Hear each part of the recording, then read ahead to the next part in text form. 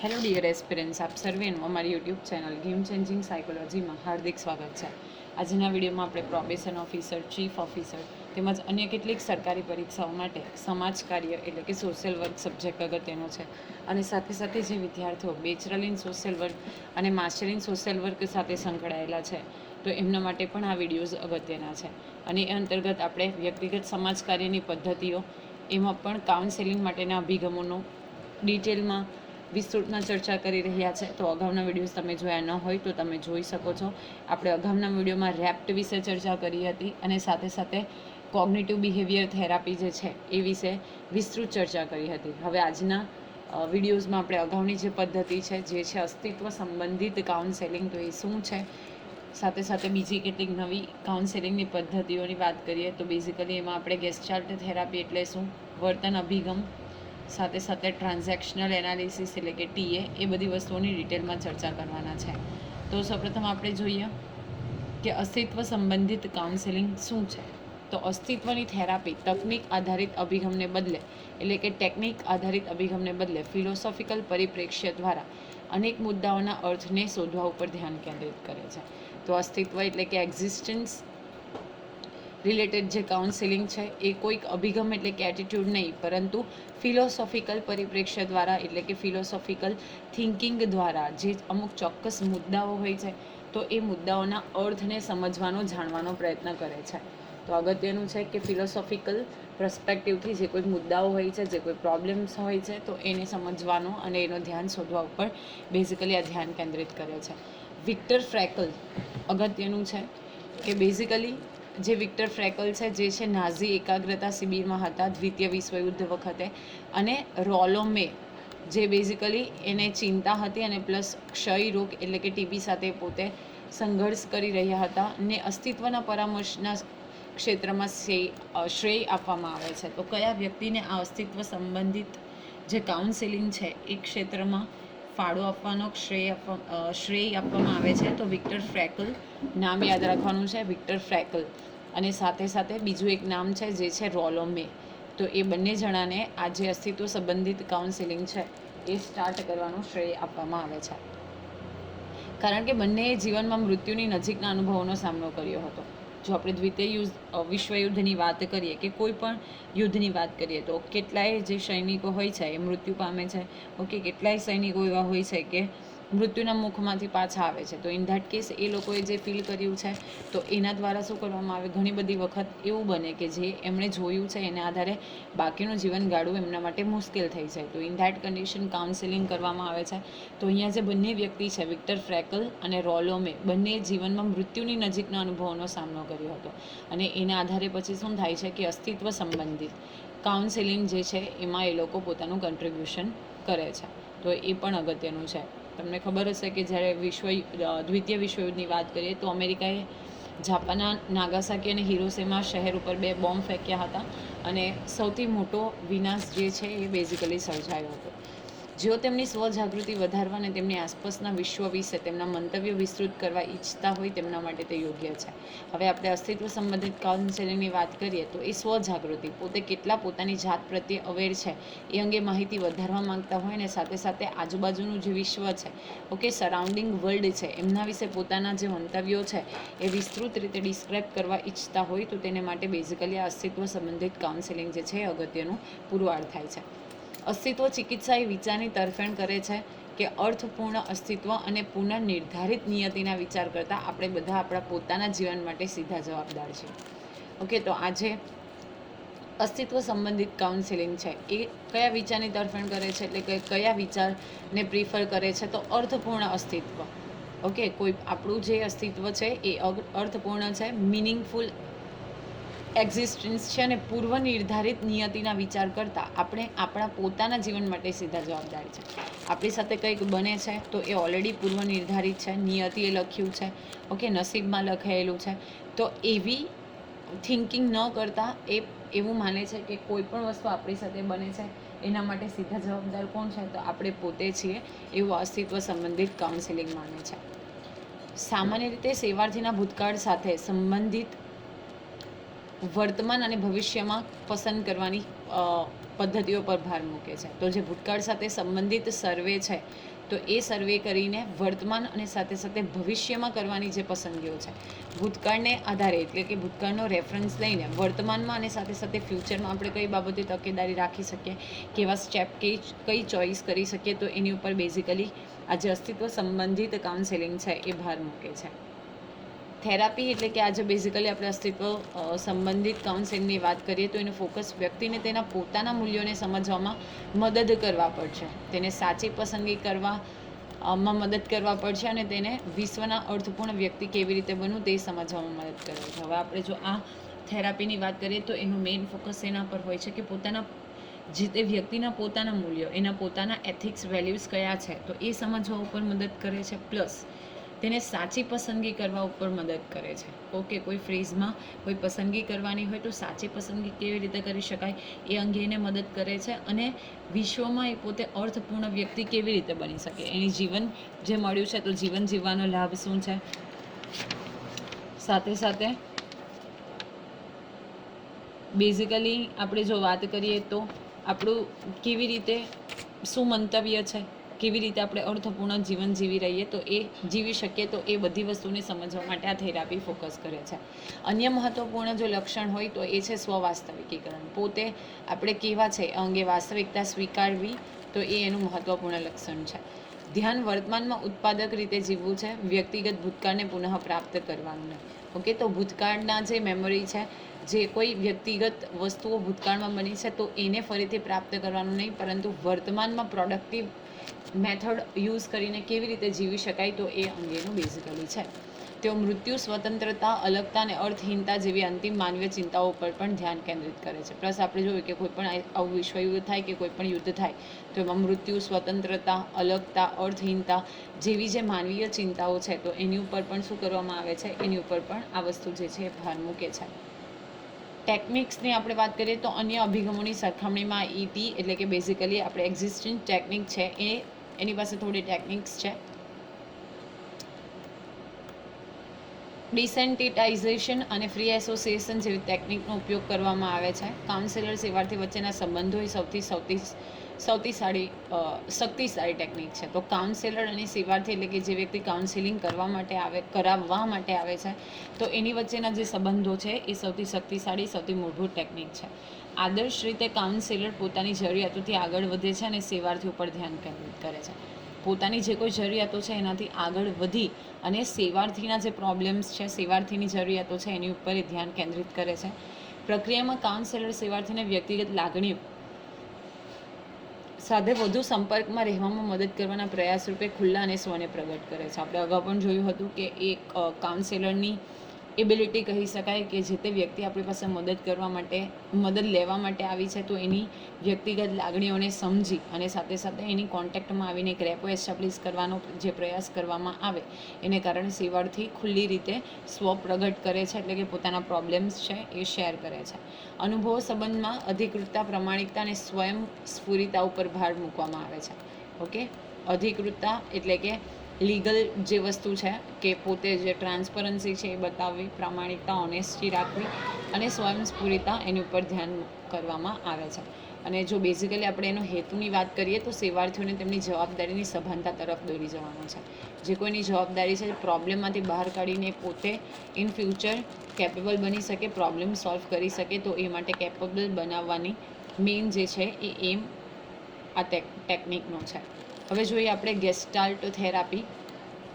તો ગેસ્ટાલ્ટ ઉપચાર એટલે કે થેરાપી એ ફેડરિક એટલે કે ફિટ્ઝપર્લ અને લોરપલ દ્વારા વિકસિત અસાધારણ અભિગમ છે. તો આ અગત્યનું છે ફર્સ્ટ લાઇન કે કોના દ્વારા વિકસિત કરવામાં આવ્યો છે, તો ફેડરિક એટલે કે ફિટ્ઝપર્લ અને લોરપલ આ બે વ્યક્તિઓ દ્વારા બેઝિકલી આને વિકસાવવામાં આવ્યો છે. ગેસ્ટાલ્ટ શબ્દનો અર્થ થાય છે સંપૂર્ણ એટલે કે કમ્પ્લીટ, પૂર્ણ એવો થાય છે.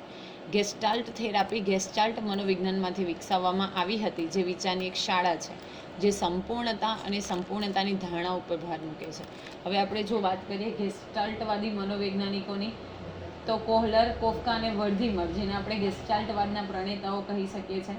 તો તમને ખબર હશે કે કોહલરે ચિમ્પાન્ઝી ઉપર પ્રયોગ કર્યો હતો અને એ ચિમ્પાન્ઝીનું નામ હતું સુલતાન. એના આધારે જે એણે પોતાના અભિગમો છે એ તારવ્યા છે. તો આ જે બેઝિકલી ગેસ્ટાલ્ટવાદ મનોવિજ્ઞાન છે. મનોવિજ્ઞાનની એક થિંકિંગ એટલે કે વિચારધારા છે. જેમ આગળ સ્કિનર હતા, પાવલોવ હતા, તો એ લોકો એમના દ્વારા જે પ્રયોગો રજૂ કરાયા, જે થિયરી રજૂ કરાઈ, એનાથી અલગ એ લોકો શું કરે છે, વર્તનવાદને પ્રોત્સાહિત કરે છે. વર્તનવાદી મનોવૈજ્ઞાનિકો હતા એની વોટસન, તો એની જે વિચારસરણી છે એક્સેપ્ટ નથી કરતા, અને ગેસ્ટાલ્ટવાદી જે કોહલર, કોફકા અને વર્ધીમર છે, તો એ પોતાની થિયરી આપે છે. તો એ જે ગેસ્ટાલ્ટ મનોવિજ્ઞાનમાંથી બેઝિકલી આજે થેરાપી છે વિકસાવવામાં આવી હતી, જે વિચારની એક શાળા છે. ઓકે, તે સંપૂર્ણતા અને સંપૂર્ણતાની ધારણા ઉપર ભાર મૂકે છે. સંપૂર્ણતાની ધારણા જે છે એની ઉપર અહીંયા ભાર મૂકવામાં આવે છે. પલ્સના વિચારોનો કેન્દ્રીય તક જે છે એ ખ્યાલ છે, તેના ભાગોના સરવાળા કરતાં વધારે છે, એટલે કે મનુષ્યનો સર્વગ્રાહી સ્વભાવ છે. ઓકે, તો અહીંયા સર્વ ઉપર ભાર મૂકવામાં આવે છે. તેને માનવ સ્વભાવમાં લાગુ કરતા ગેસ્ટાલ્ટ ચિકિત્સક તરીકે માનતા હતા કે વ્યક્તિઓ તેમના ભાગોના સરવાળા કરતાં વધુ છે. ઓકે, કોઈ પણ એલિમેન્ટ્સ છે તો એને ભેગા કરવામાં આવે એના કરતાં પણ જે વ્યક્તિ છે એ વધુ છે એવું પોતે તે માનતા હતા. પરિવાર, સાથીદાર, સમુદાય સહિત તેના અસ્તિત્વમાં ઘણા ભાગોથી ઘેરાયેલી વ્યક્તિ એક સંપૂર્ણ અસ્તિત્વ તરીકે કાર્ય કરે છે એવું એ પોતે માનતા હતા. સમગ્રનો ખ્યાલ વ્યક્તિના મનોવૈજ્ઞાનિક અને શારીરિક વચ્ચેની પ્રતિક્રિયાને પણ લાગુ કરે છે. તો જે વ્યક્તિ પરિવાર, સાથીદાર, સમુદાય એ બધા સાથે અસ્તિત્વમાં ભાગોથી ઘેરાયેલી છે, તો એ એક સંપૂર્ણ અસ્તિત્વ તરીકે વર્ક કરે છે એવું આ ગેસ્ટાલ્ટવાદ થેરાપીના પ્રણેતાઓ ફેડરિક એટલે કે ફિટ્ઝપર્લ અને લોર્ડ પર્લ દ્વારા માનવામાં આવતું હતું. તેઓ સેવાર્થીઓના જીવનના વિવિધ ભાગોના સંકલન ઉપર ભાર મૂકે છે અને ભાગો કેવી રીતે એક સાથે બંધ બેસે છે તેમજ વ્યક્તિગત પર્યાવરણ સાથે કેવી રીતે સંપર્ક કરે છે તે અંગે પોતાના વિચારો રજૂ કરે છે. ઓકે, તો જે જીવનના વિવિધ ફેઝ છે, ઓકે, તો એ કેવી રીતે સંકલન કરે છે તે, અને સાથે સાથે એકબીજા સાથે કેવી રીતે બંધ બેસે છે, અને વ્યક્તિ પર્યાવરણ સાથે કેવી રીતે સંપર્ક કરે છે, એન્વાયરમેન્ટ સાથે કેવી રીતે કનેક્ટેડ છે, તો એ વસ્તુ ઉપર બેઝિકલી ભાર મૂકતા હતા. ગેસ્ટાલ્ટ થેરાપી વ્યક્તિના સમગ્ર અનુભવ પર ધ્યાન કેન્દ્રિત કરે છે. તેમના વિચારો, લાગણીઓ અને ક્રિયાઓ, શરીર, સપના વગેરે અને સેવાર્થીઓ પાસેથી તેમને જોવા, પોતાના જેવા અનુભૂતિ, સંવેદના, અર્થઘટન કરવાની અપેક્ષા રાખવામાં આવે છે. તો બેઝિકલી અહીંયા જે ગેસ્ટાલ્ટ થેરાપી છે એ સમગ્ર ઉપર ધ્યાન કેન્દ્રિત કરે છે. એના જે વિચારો છે એટલે કે થોટ્સ છે, લાગણીઓ છે, ક્રિયાઓ છે, તો એ બધી વસ્તુઓ સાથે સાથે અનુભૂતિ છે, સંવેદના છે, અર્થઘટન કરવાની અપેક્ષા, એ બધી વસ્તુ ગેસ્ટાલ્ટ થેરાપી સાથે સંકળાયેલી છે. હવે છે વર્તન અભિગમ. તો બેઝિકલી બીએફ સ્કિનર જે છે વર્તનવાદ સાથે કનેક્ટેડ છે. તો બીએફ સ્કિનરે બિહેવિયર થેરાપીને લોકપ્રિય બનાવી છે, જે ઓપરેટ કન્ડિશનિંગ એટલે કે ઉંદરનો પ્રયોગ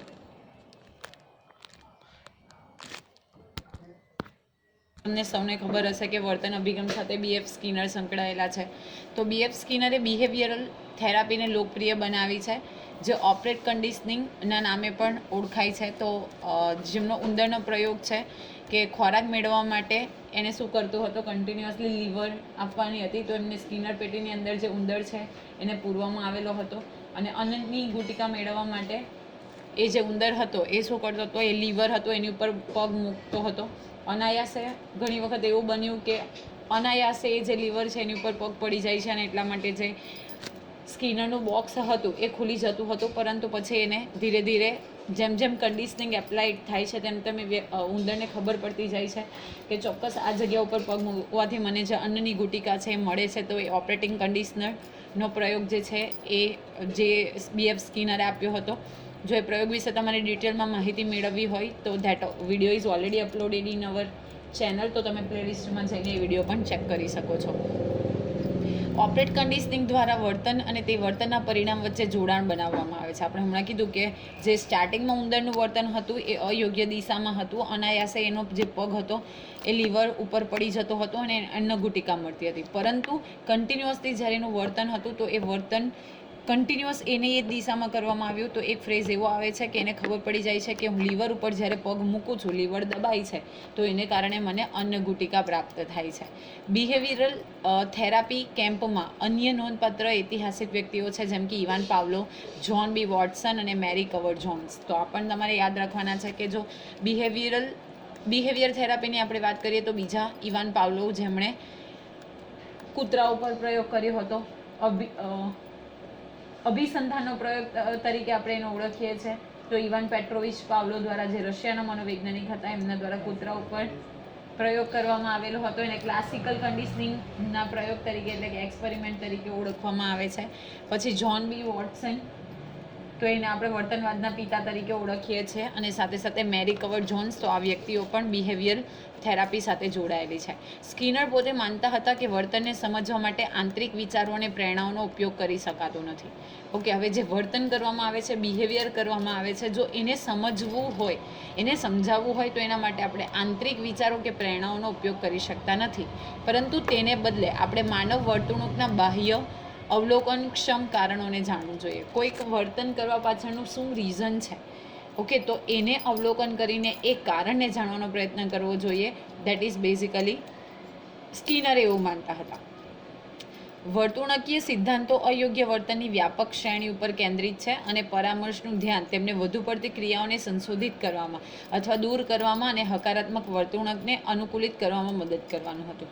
ઓકે, વધુ પડતી જે ક્રિયાઓ છે તો એને સંશોધિત કરી અને દૂર કરવું, અને જે હકારાત્મક વર્તણૂક છે હમણાં આપણે જોયું કે અનાયાસે જે લીવર ઉપર પગ પડી જતો હતો, પછી વર્તન એનું એ જ વર્તન રિપીટ થતાં ઉંદરને એક્ઝેક્ટલી આઈડિયા આવી જાય છે, રાઈટ. તો અહીંયા પણ જે આપણું હકારાત્મક વર્તણૂક છે એને અનુકૂલન કરવામાં મદદ કરવાનું એ બેઝિકલી આ વર્તનનો એટલે કે અભિગમનો મેઇન એમ છે.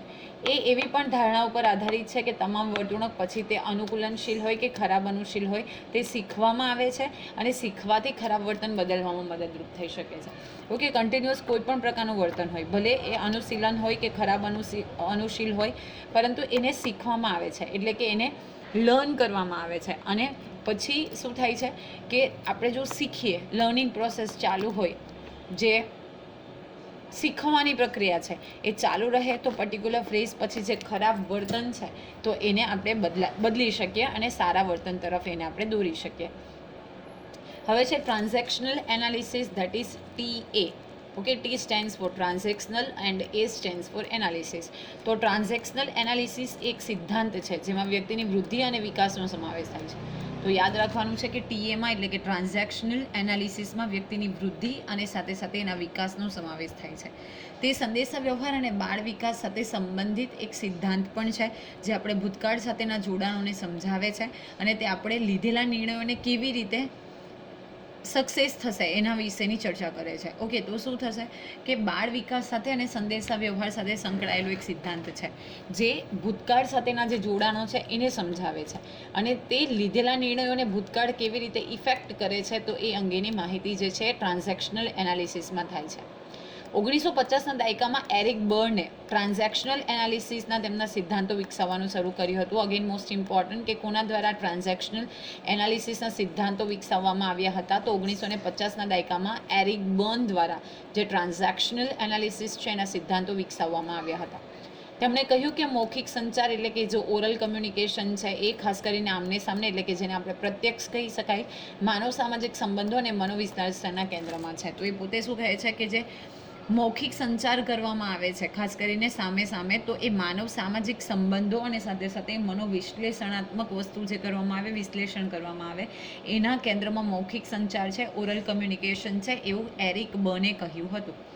ટ્રાન્ઝેક્શનલ એનાલિસિસમાં ક્લિનિકલ, થેરાપ્યુટિક, સંસ્થાકીય અને વ્યક્તિગત વિકાસ, સંચાર, સંચાલન, વ્યક્તિત્વ, સંબંધો અને વર્તણૂકનો સમાવેશ થાય છે.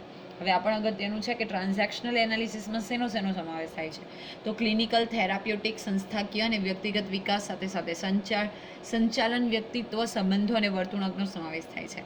જ્યારે બે લોકો એકબીજાને મળે છે ત્યારે તેમાંથી એકબીજા સાથે વાતો કરે છે. This is human tendency, human nature કે બે વ્યક્તિઓ જ્યારે મળે છે તો અમુક ફ્રેઝ સુધી એ ચૂપ રહે છે, પરંતુ એ બંને વ્યક્તિઓ છે ધીમે ધીમે વાત કરવાનું ચાલુ કરે છે. આને કહેવાય છે ટ્રાન્ઝેક્શન સ્ટિમ્યુલસ.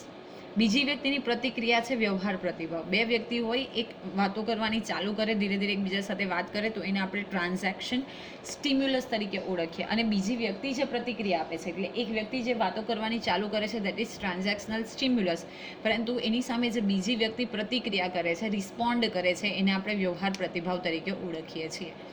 સ્ટિમ્યુલસ મોકલનાર વ્યક્તિ કહેવાય છે એજન્ટ, અને જે જવાબ આપે છે એને આપણે પ્રતિવાદી તરીકે ઓળખીએ છીએ. તો પૂછાઈ શકે, તમારે યાદ રાખવાનું છે કે જે સ્ટિમ્યુલસ મોકલનાર છે, જેણે વાત કરવાની સ્ટાર્ટ કરી છે, એને આપણે એજન્ટ તરીકે ઓળખીએ છીએ, અને જે વ્યક્તિ રિસ્પોન્ડ કરે છે, જવાબ આપે છે, એને પ્રતિવાદી તરીકે ઓળખીએ છીએ.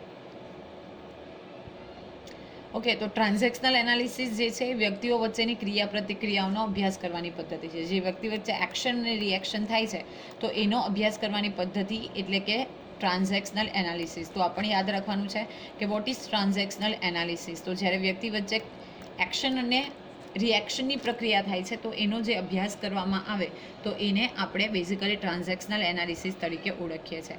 તો આશા રાખું છું કે બેઝિકલી આજે આપણે વાત કરી વ્યક્તિગત સંબંધિત, એમાં અસ્તિત્વ સંબંધિત કાઉન્સિલિંગ, પછી આપણે જોયું ગેસ્ટાલ્ટ થેરાપી જેની સાથે ફેડરિક પર્લ અને લોર્ડ પર્લ નામના વ્યક્તિઓ સંકળાયેલા છે. પછી આપણે જોયું વર્તન અભિગમ જેની સાથે BF સ્કિનર સંકળાયેલા છે, અને સાથે સાથે ટ્રાન્ઝેક્શનલ એનાલિસિસ જેની સાથે બેઝિકલી આપણે જોયું એરિક બર્ન દ્વારા થિયરી આપવામાં આવી છે. તો એમાં તમને સમજ પડી હશે. તો જો તમને વિડીયો પસંદ પડે તો વિડીયોને લાઇક કરી અને શેર કરવાનું ભૂલશો નહીં. અને આવા જ વધુ વિડીયોની અપડેટ્સ મેળવવા માટે તમે અમારી YouTube channel Game Changing Psychology પણ સબસ્ક્રાઇબ કરી શકો છો. One more thing, continuously students are commenting regarding to PDFs કે પ્લીઝ પ્રોવાઈડ PDF. તો we are already providing that PDFs in our Telegram channel Game Changing psychology. Steel I prefer કે PDF મેળવવાથી તમે એટલી સારી રીતે તૈયારી ન કરી શકો જેટલી તમે પોતાની જાતે નોટ્સ બનાવીને તૈયારી કરી શકો. તો I prefer that make your own notes, that will be helpful for you during the time of examination. Thank you for watching the video. Have a nice day.